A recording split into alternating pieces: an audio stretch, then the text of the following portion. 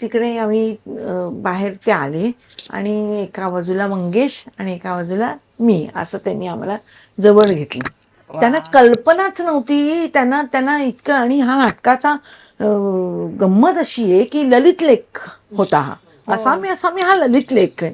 हे नाटक नव्हतं लिहिलेलं आणि त्याचे एक पात्रप्रयोग पुलंच करायचे होते. रत्नाकर मतकरींनी ते नाटक केलं आणि ते इतकं बेफाट त्यांनी लिहिलं, इतकं सुंदर लिहिलं नाटक त्यांनी की पुलंना सुद्धा त्याची कल्पनाच नव्हती की एवढंच सुरेख काही होईल ह्याचं. आणि तितके खुश झाले होते. आणि तो स्पर्श जो आहे ना, तो मंगेशला आणि मला आम्ही विसरूच शकत नाही. मंगेश आणि मला नेहमी असं वाटलं होतं ऑलवेज की हा जो पुरस्कार आहे आम्हाला मिळालेला, तो किती कोणी पुरस्कार दिले तरी मला नाही वाटत तसा पुरस्कार कुठे परत मिळेल.